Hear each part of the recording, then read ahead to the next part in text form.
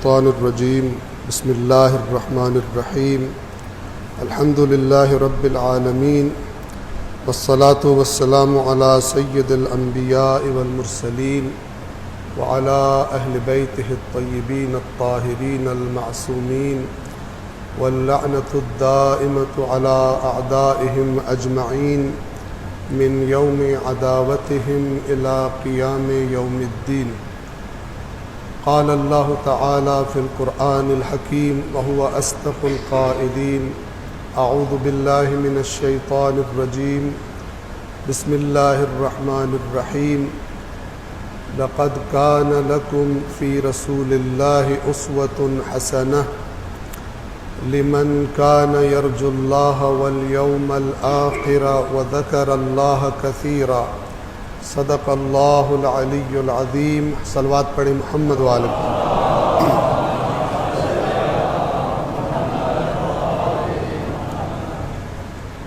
سب سے پہلے خود اپنے آپ کو اور پھر آپ تمام مومنین کو،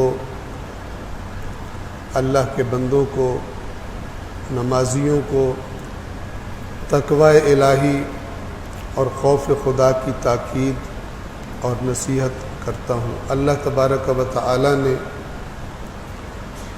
اور اللہ کے دین کو ہم تک پہنچانے والوں نے، یعنی محمد و آل محمد علیہم الصلاۃ والسلام نے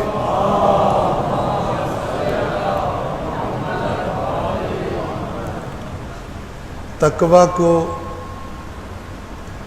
ہمارے سیدھے راستے پر رہنے کے لیے اہم ترین چیز قرار دیا ہے.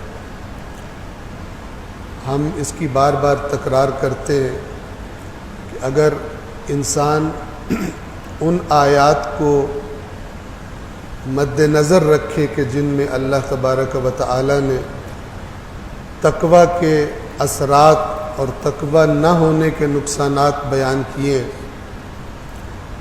تو بہت ساری غلطیاں جو ہماری زندگی میں آ جاتی ہیں اور ہم یہ سمجھ رہے ہوتے ہیں کہ یہ کر بھی لیا تو بھی کوئی بڑا مسئلہ پیش نہیں آئے گا، تو ان غلطیوں کی اصلاح ہو جائے گی. مثال کے طور پر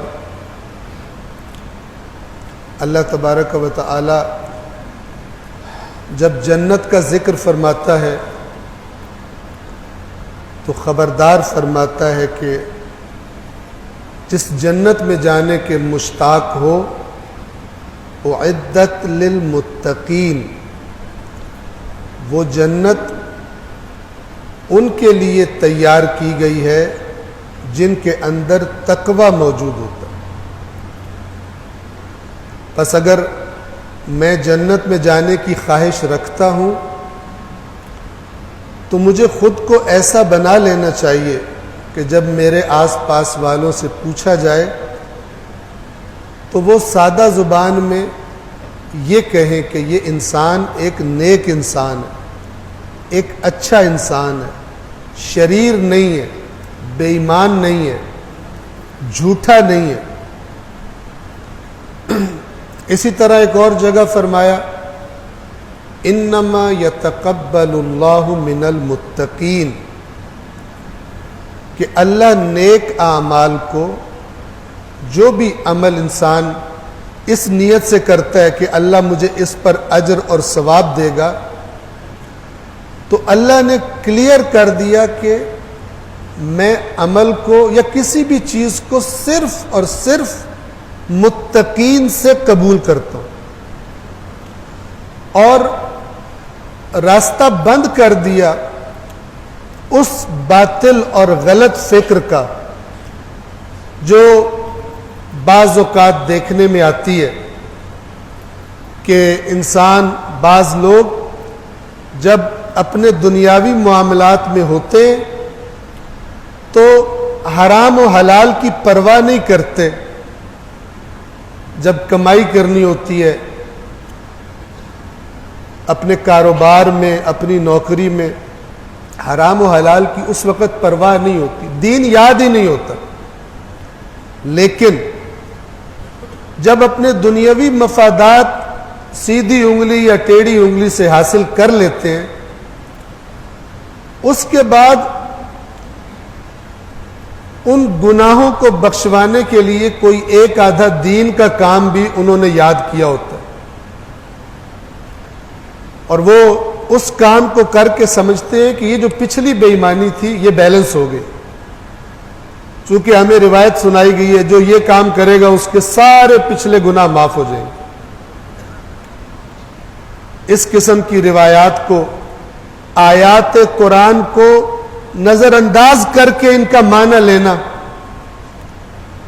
خود ائمہ اہل بیت علیہم الصلاۃ والسلام کے فرامین کو، باقی فرامین کو نظر انداز کر کے ایک یا دو یا چند روایات اٹھا لینا اور سمجھنا کہ یہ کام کرنے سے سارے گناہ معاف ہو جائیں گے، یہ بدترین دھوکہ ہے، روح دین، روح تقوی، روح اسلام کے خلاف ہے۔ اور ایک بڑی تعداد میں لوگوں نے اسی نظریے پر زندگی گزارنے کا پلان بنا لیا، اور ہم بار بار یہ عرض کرتے رہتے ہیں کہ یہ بدترین دھوکہ ہے۔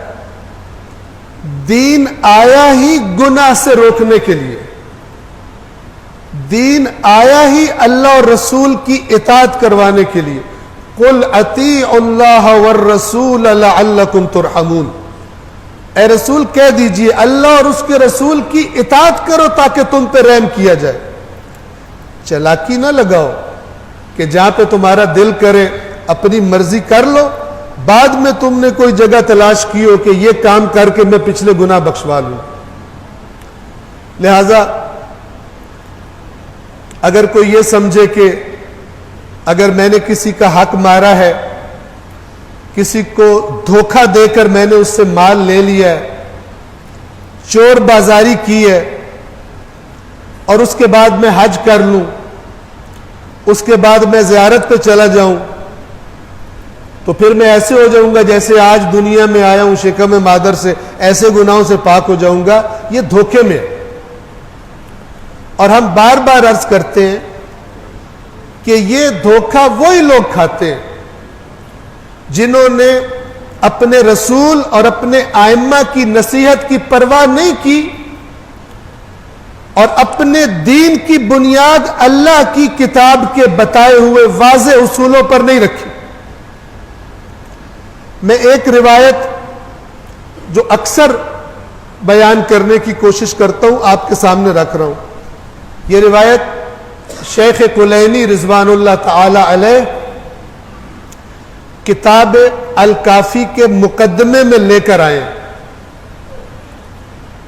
چند روایات ہیں جن کا موضوع یہی ہے کہ بغیر قرآن مجید کے، قرآن مجید کو بائی پاس کر کے جو دین بنایا جاتا ہے وہ بڑا خطرناک دین ہے۔ اس دین کی کوئی ضمانت نہیں ہے کہ یہ صحیح ہے جو سنا گیا۔ توجہ کیجیے، اس روایت میں جو عرض کیا کہ الکافی کے مقدمے میں آئی ہے، کیا فرمایا امام نے؟ ایک ایک لفظ ہمیں چاہیے کہ ذہن نشین کر لیں۔ فرمایا من لم یأخذ امرنا من القرآن، جس شخص نے ہمارے امر کو، ہماری باتوں کو، ہماری رہنمائی کو، جس شخص نے قرآن سے نہ لیا، کیا مطلب؟ یعنی جو چاہتا ہے ہماری باتیں جانے، اہل بیت رسول کے پیغام کو جو جاننا چاہتا ہے تو سب سے پہلے قرآن مجید میں دیکھے وہاں پر کیا فرمایا گیا۔ وہ جو 100% یقینی ہے کہ حتماً اہل بیت اطہار نے یہی فرمایا ہے، وہ قرآن ہے۔ فرمایا جس نے یہ کام نہ کیا اور ہمارے امر کو اس نے قرآن کریم سے نہ لیا، لم یتنکب الفتن، وہ شخص فتنوں سے نہیں بچے گا۔ فتنوں سے یعنی عقائد کے فتنوں سے، گمراہیوں سے، غلط نظریات سے نہیں بچے گا اس لیے کہ ہو سکتا ہے کہ وہ غلط نظریات اس کو ہمارے نام پہ بتائے جائیں، کیونکہ شیاطین کو پتہ ہے کہ کسی بھی قوم کو گمراہ کرنے کا سب سے بہترین ہتھیار یہ ہے کہ ان کے نام پر گمراہی پھیلاؤ جن سے یہ لوگ محبت کرتے. یہ محبت رسول اللہ سے ہو، اہل بیت اطہار سے ہو، اللہ کی عظیم ترین نعمات میں سے ہے جس کو بھی عطا ہوئی ہے، لیکن اس محبت کو علم اور شعور کے ساتھ ہونا چاہیے. اگر یہ محبت جہالت کے ساتھ موجود ہے تو یہ خطرناک ترین چیز ہے. اس محبت کے نام پر علم نہ رکھنے والوں کو بڑی آسانی سے گمراہ کیا جا سکتا. پس اہل بیت اطہار کی محبت بھی ضروری ہے اور اہل بیت اطہار کی تعلیمات کا علم بھی ضروری ہے. اور اہل بیت اطہار کی تعلیمات کا پہلا سٹیپ، خالص ترین سرچشمہ تعلیمات اہل بیت کا، وہ قرآن کریم. قرآن کریم کے درجے کی اور کوئی کتاب نہیں ہے، اور یہ اللہ کا ایک عظیم ترین احسان ہے کہ ہماری ہدایت کے لیے اس کتاب کی حفاظت کا ذمہ پروردگار عالم نے خود لیا. لیکن تاریخ اسلام میں ہم کہا کرتے ہیں کہ تاریخ اسلام میں جو بدترین گھپلے ہوئے، فراڈ ہوئے اس امت کے ساتھ، ان میں سے ایک بدترین فراڈ یہ ہے کہ ہماری دینی تربیت اس طرح کی جاتی ہے کہ قرآن ہماری زندگیوں میں اس کا مطالعہ، اس سے دین کو سمجھنا، یہ ہماری زندگیوں میں، حتیٰ متدین افراد کی زندگیوں میں یہ شامل نہیں ہوتا. ایسا راسخ کر دیا گیا ہے ذہنوں میں عام آدمی کے کہ قرآن میرے لیے نہیں ہے. ہاں میرے لیے ہے، چومنے کے لیے ہے، ثواب لینے کے لیے ہے، تعویذ بنانے کے لیے ہے، استخارہ کرنے کے لیے ہے، نیچے سے گزرنے کے لیے ہے، وغیرہ وغیرہ کے لیے ہے. صرف ایک چیز کو ہم سے لے لیا گیا، اور وہ وہی چیز تھی جس کے لیے اللہ نے قرآن کو نازل فرمایا تھا، اور وہ ہدایت ہے. اس سے بڑی کم عقلی آپ مثال لے کر آئیں. اس کتاب کے ساتھ اس سے بڑی خیانت کا آپ مثال پیش کریں کسی اور کتاب کے ساتھ یہ خیانت کی گئی. ابھی گزشتہ جو دن گزرے ربیع الاول کے، برادران اہل سنت کے نزدیک 12 ربیع الاول اور ہمارے نزدیک اہل تشیع کے نزدیک 17 ربیع الاول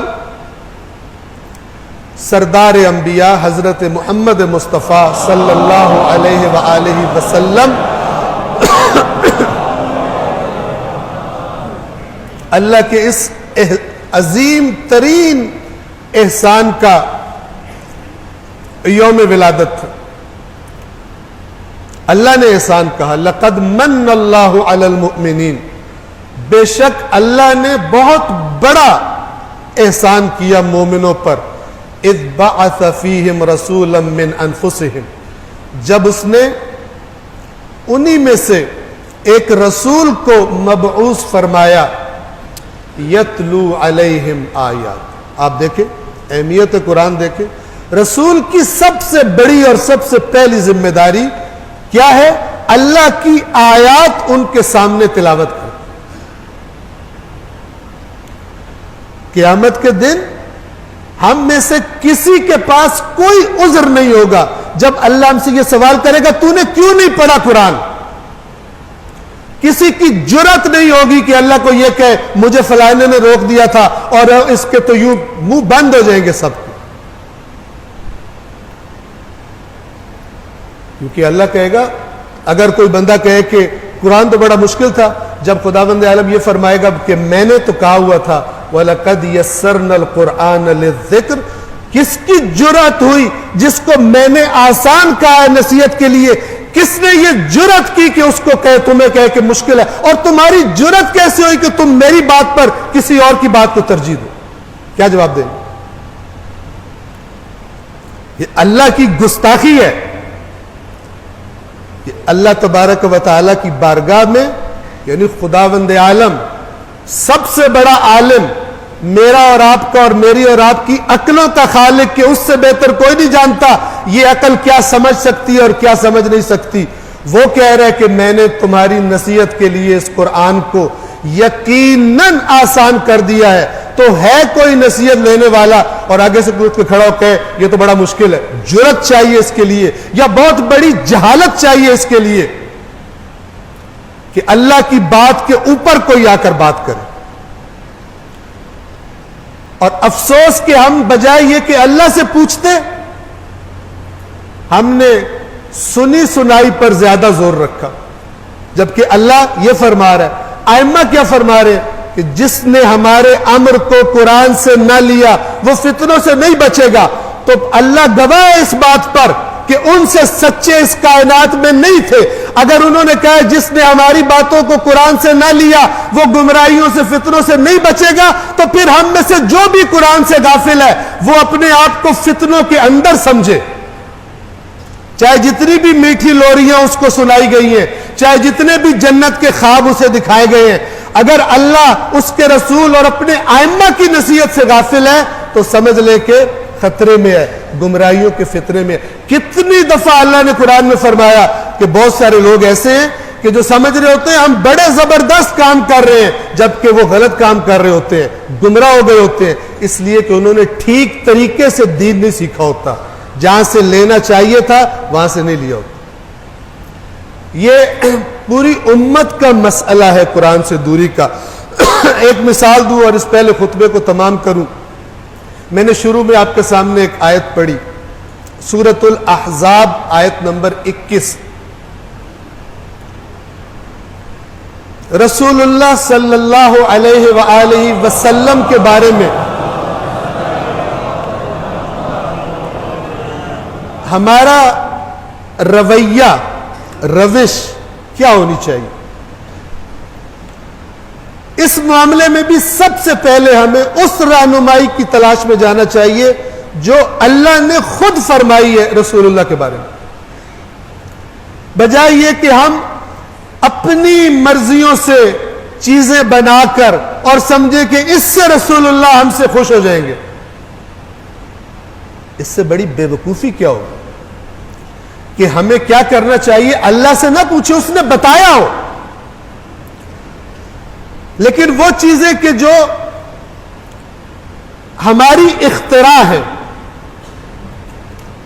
وہ اتنی فرنٹ پر آ جائیں، سامنے آ جائیں کہ وہ جو اللہ نے چیز بیان کی تھی وہ گم ہو جائے، وہ پیچھے چلی جائے، وہ سیکنڈری اور تھرڈ ڈگری پہ چلی جائے. اس کی مثال دینا. اللہ نے کیا فرمایا؟ اللہ نے ہمیں حکم دیا، لَقَدْ كَانَ لَكُمْ فِي رَسُولِ اللَّهِ أُسْوَةٌ حَسَنَةٌ، بے شک تمہارے لیے اللہ کے رسول کی ذات اقدس میں اسوۃ حسنہ. اسوہ اس چیز کو کہتے ہیں کہ جس کو انسان کاپی کرتا ہے، جس کو فالو کرتا ہے، جس کی پیروی کرتا ہے، اس چیز کو اسوہ کہا جاتا ہے. تو اللہ نے کیا فرمایا؟ تمہارا اسوہ کون ہونا چاہیے؟ اللہ نے فرمایا میں تمہیں بتا رہا ہوں یقیناً میرے رسول کی ذات میں تمہارے لیے زندگی گزارنے کا خوبصورت نمونہ موجود ہے. ہم اگر اپنی زندگیوں کو، ہم جتنے یہاں پہ بیٹھے ہیں، آپ سوچیں کہ زندگی میں کتنے موقع آئے آپ کے لیے جب آپ نے کسی کو دیکھا اور آپ کا دل کیا کاش میں بھی ایسا ہی بن جاؤں. ایک غریب آدمی ایک امیر کو دیکھتا ہے، اس کا دل کرتا ہے میں ایسا بن جاؤں. ایک لڑکا، ایک کرکٹ کا شوقین ایک پلیئر کو دیکھتا ہے وہ بڑی اچھی اننگز کھیلتا ہے, اس کے اندر تڑپ پیدا ہوتی ہے کاش میں ایسا بن جاؤں. ایک بے سرا ایک سریلے کو سنتا ہے, کہتا ہے کاش میں بھی ایسا سریلا بن جاؤں. کتنی دفعہ زندگی میں ہمارے ساتھ یہ ہوا ہوگا, ہم نے کسی کو دیکھا ہو, بعض اوقات کوئی فلم ڈرامہ دیکھا, دل کیا میں بھی اس ایکٹر کی طرح بن جاؤں. جیسے یہ ایک اکیلا 50 بندوں کو مار کے اور ہیرو بنا کھڑا ہے, میں بھی ایسا ہی ہوں. دل کرتا ہے. اور جب بعض اوقات مووی دیکھ کے باہر نکلتے ہیں تو اپنے آپ کو وہ ہیرو ہی سمجھ رہے ہوتے ہیں. چال میں بھی تھوڑی تبدیلی ہوتی ہے, فلان ہوتی ہے, بات میں بھی کوشش کرتے ہیں اس کو کاپی کریں. ہر کسی کو کاپی کرنے کا دل کرتا ہے, ہمارا رسول اللہ کو کاپی کرنے کا دل کیوں نہیں کرتا؟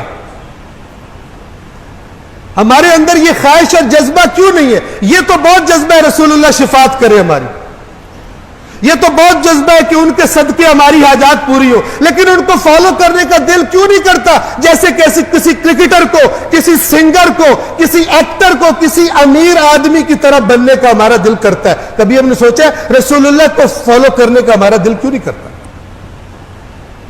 اس لیے کہ ہمارا ٹریک تھوڑا سا بدل دیا گیا, ہماری ٹرین کا کانٹا بدل دیا گیا. اللہ فرما رہا میرے رسول کی ذات تمہارے لیے اسوہ حسنہ ہے. تو ہونا کیا چاہیے تھا؟ جب 12 ربیع الاول آتی, اللہ توفیق دیتا اس ملک کے سربراہوں کو بھی, اناؤنس کرتے کہ ربیع الاول کا مہینہ حکمرانوں کے لیے بھی, بیوروکریٹس کے لیے بھی, فوجیوں کے لیے بھی, سیاستدانوں کے لیے بھی, امیروں کے لیے بھی, غریبوں کے, ٹیچرز کے لیے, سب کے لیے اللہ کے نبی کے اسوے پر عمل کرنے کا مہینہ ہے. اناؤنس کرتے, حکومت کی طرف سے اناؤنس کیا جاتا. اللہ کے رسول کی سیرت کے پریکٹیکل پہلو, کیسے بولتے تھے, کیا اخلاق تھا, گھر میں کیسے رہتے تھے, لوگوں کے ساتھ کیسے ڈیل کرتے تھے, کیسے لوگوں کو معاف کر دیا کرتے تھے, کیسے محروموں کی محرومی پر تڑپ جایا کرتے تھے, کیسے خوف خدا سے راتوں کو اٹھ کے عبادت کیا کرتے تھے. یہ سارا گم ہو گیا, اور اس کی جگہ کس نے لے لی؟ لائٹوں نے اور جھنڈیوں نے اور کیکوں نے اور بھنگڑوں نے. یہ دھوکہ ہے. میں نہیں کہہ رہا کہ یہ کام نہ کرے, کرے, لیکن اس کے پیچھے اصلی چیز چھپ جائے, یہ تو بے وقوفی ہے. اصل چیز کو سامنے رکھے. اگر رسول اللہ اسوہ حسنہ نہیں ہے, یہ کام کیا جائے, اگر ہم میں سے ہر ایک اپنی اپنی توفیق کے مطابق یہ کام کرے, ہمارا معاشرہ صحیح ہو جائے گا. ورنہ اگر جھنڈیوں اور کیکوں اور لائٹوں سے یہ معاشرہ صحیح ہونا ہوتا تو ابھی تک ہو گیا ہوتا.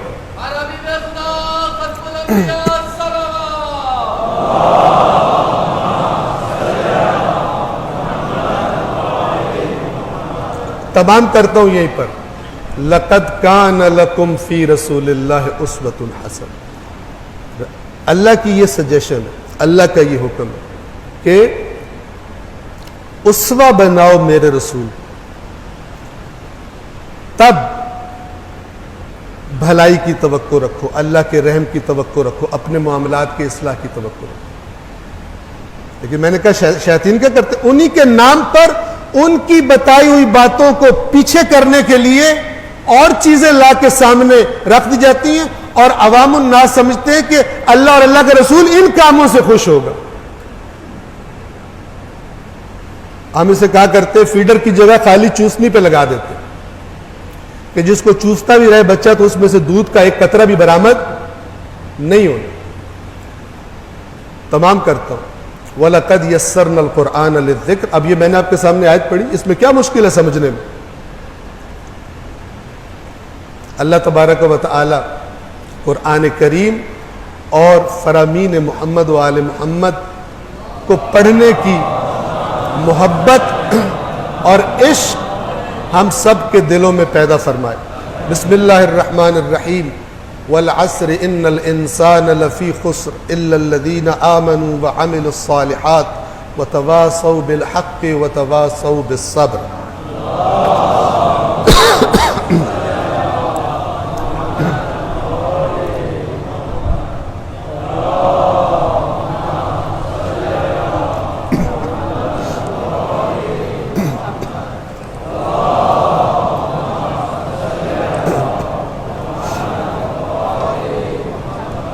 اعوذ باللہ من الشیطان الرجیم بسم اللہ الرحمن الرحیم الحمد للہ رب العالمین بارئ الخلائق اجمعین والصلاة والسلام علی نبیہ وصفیہ وحافظ سرہ ومبلغ رسالاتہ سیدنا و نبینا ابی القاسم محمد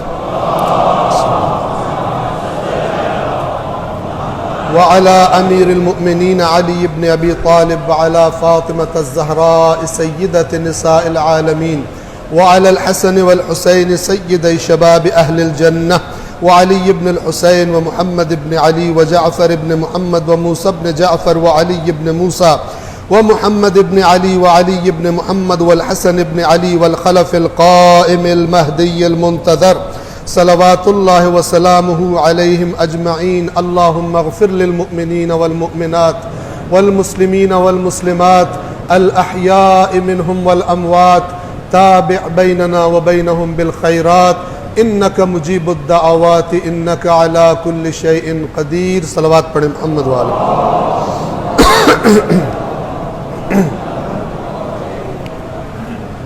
دوسرے خطبے میں ایک مرتبہ پھر تکرار کروں گا، پہلے خود اپنے آپ کو اور پھر آپ تمام مومنین کو، بندگان خدا کو تقوی الہی، خوف خدا اور ہر حال میں اللہ کو یاد رکھنے کی. وَمَنْ يَعْشُ عَنْ ذِكْرِ الرَّحْمَنِ نُقَيِّدْ لَهُ شَيْطَانًا فَهُوَ لَهُ قَرِينٌ. جو بھی اللہ کی یاد سے غافل ہو جاتا ہے تو ہم اس کو ایک شیطان کو اس کے ساتھ کر دیتے ہیں، اس پہ مسلط کر دیتے ہیں. جس دل میں، جس سوچ میں اللہ نہیں ہوتا، پھر اس سوچ میں شیطان کو آنے کی جگہ مل جاتی ہے. وَإِنَّهُمْ لَيَصُدُّونَهُمْ عَنِ السَّبِيلِ وَيَحْسَبُونَ أَنَّهُمْ مُهْتَدُونَ. اور پھر وہ شیطان انہیں سیدھے راستے سے روکے رکھتے ہیں جبکہ وہ سمجھ رہے ہوتے ہیں کہ ہم تو بڑی ہدایت کے راستے پر جا رہے ہیں. تو پروردگار عالم اپنے معاملات میں، اپنے ہر معاملے میں اللہ کی ذات کو شامل رکھنے کی اور اس سے حیا کرنے کی اور اس کا لحاظ رکھنے کی ہم سب کو توفیق عطا فرمائے. ایک دو مختصر اشارے کرنا چاہتا ہوں. سب سے پہلے تو آپ کو یاد دہانی کروانا چاہوں گا کہ کچھ عرصہ پہلے جو مصیبت اور جو آزمائش ہمارے وطن عزیز پاکستان میں ہمارے ایک بڑی تعداد میں بہنوں اور بھائیوں پر آئی، جنوبی پنجاب میں، آپ کے سندھ میں اور بلوچستان میں آپ کے، تو وہ ختم نہیں ہوا معاملہ، وہ ختم نہیں ہوا. ان کی مصیبتیں ابھی تک باقی ہیں. یہ ضرور ہے کہ مثلا پانی بہت ساری جگہوں سے تھوڑا تھوڑا پیچھے چلا گیا، لیکن آپ اس بات کو مد نظر رکھیں کہ ان کے گھر بہہ گئے، ان کی جو زندگی گزارنے کے اسباب تھے وہ بہہ چکے، جانور جو ہے مر گئے، فصلیں تباہ ہو گئی، باغات تباہ ہو گئے. اس کے بعد وہ زمین ایک عرصے تک اس قابل نہیں ہے کہ اس پہ دوبارہ فصلیں کاشت کی جا سکے، اور جس نے فصل کاشت کرنی ہے اس کو بھی پیسے چاہیے. اس نے جو فصل اٹھانی تھی وہ تو چلی گئی، جو نئی کاشت کرنی ہے اس کے لیے پیسے چاہیے. اسی طرح پانی کی وجہ سے جو آپ کو پتہ ہے کہ بہت ہی خونی قسم کا مختلف قسموں کے مچھر جو وہاں پہ پیدا ہوئے، جو لوگ جن کو اللہ نے حس عطا کی ہوئی ہے اور احساس عطا کیا ہوا ہے اور وہ ان ٹچ ہیں کہ سندھ کے اندر اور بلوچستان کے اندر اور جنوبی پنجاب کے اندر کیا حالات ہیں، ان کو معلوم ہے کہ ان کی مصیبت ختم نہیں ہوئی. تو میں نے پہلے بھی عرض کیا تھا، آخری جو یہاں پر جمعہ پڑھانے کی توفیق ملی تھی، پھر آپ کی خدمت میں عرض کر رہا ہوں، یاد رکھیے آزمائش فقط ان کی نہیں ہے، آزمائش ہماری بھی ہے.